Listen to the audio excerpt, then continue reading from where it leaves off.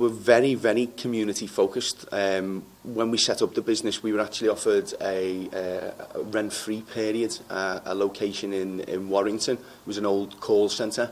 So we had that for 18 months as a free place to start the business in.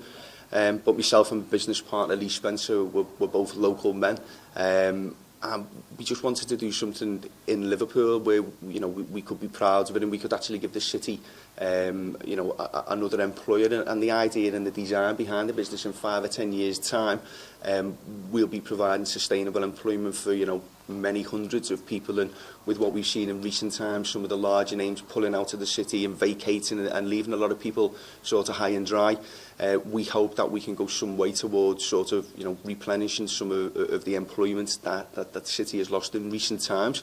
And we've always committed as well, and we've had a recent press release to say how we will always be committed to safeguarding Liverpool jobs, even when the time comes that we do move out of the city and we provide employment in other areas. But we would always fall back on the safeguard of Liverpool jobs being uppermost in our mind. We do work quite heavily in the community as well. We have a real good relationship with the Merseyside Fire Service. You know, those guys down there do a sterling job of, you know, keeping us all safe. And when we found out that those guys were running into some potential problems with some projects that they were running in terms of finance and indeed ours to run the projects, we felt that we should step in and we should do something. So it's a gentleman called Roy and Peter who head that up in the Merseyside Fire Service. And we supported a project that they run down in Liverpool 8. It's called the Friday Night Project. It's held at Starfields. And basically what we do is myself and a couple of other members of staff go down of a Friday evening and we run 2 community sessions of football for younger guys and then guys who are sort of a little more mature. The fire service and ourselves in that we try to teach sort of discipline, teamwork and all these respect and everything else like that. And part of what we do, as well as providing hours and support there, we also provide funding, and some of the funding that we've provided in recent times is being used to send some of the guys from down there on a healthy eating initiative, whereby they were professionally trained by a chef for the day. They learned how to source, prepare and cook healthy meals on a budget, which is, you know, a real good thing. And in addition to that, while the campaign was actually running, Merseyside Fire Service reported a 54% reduction in malicious fire setting in the area.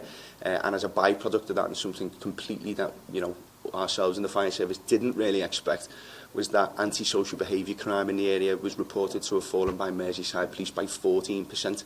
You know, and this was all due to the great work that the fire service had started down there, and that we were fortunately able to help them continue to do. So that's the Friday Night Project, and I know Roy and Peter have plans to expand that, and we're currently in discussions with them to further support them. Again, with the fire service, we've very proud to sponsor 2 of the events that they've had lately, which is the 999 Cup, which was held up at Liverpool Football Club's Academy. So yeah, we were really pleased to help out and be able to sponsor those events with those guys too. The Liverpool Comedy Festival, I'm sure, you know, a lot of people would have heard of that already. You know, it's been massively successful for the city. It's an international event, but particularly, you know, successful in the northwest of England in particular. And we have spoken to a gentleman called Sam Avery. He's the creative director down at the Liverpool Comedy Festival Trust.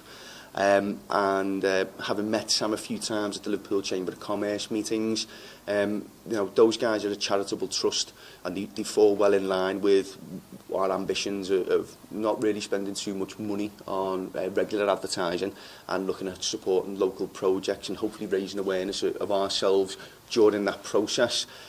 So when the opportunity came up to be the headline sponsor for this, it was right up our street. Part and parcel of that is we've done quite a bit of work on this. We are going to be having a launch event for the Comedy Festival. It's going to be held at the Royal Court. It's going to be the best of the fest, so it'll be all the best of the local comedians who are on tour at the moment. And we're going to be providing 1,100 free tickets to go to that event for the people of Liverpool, really. So it's our gift to the city, and it's the launch of the event.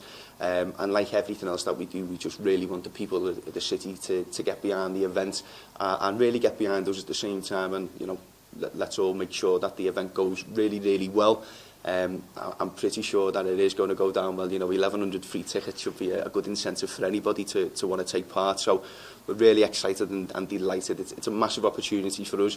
You know, it's our John Smith's Grand National, if you will. It's a bit of a coup for us.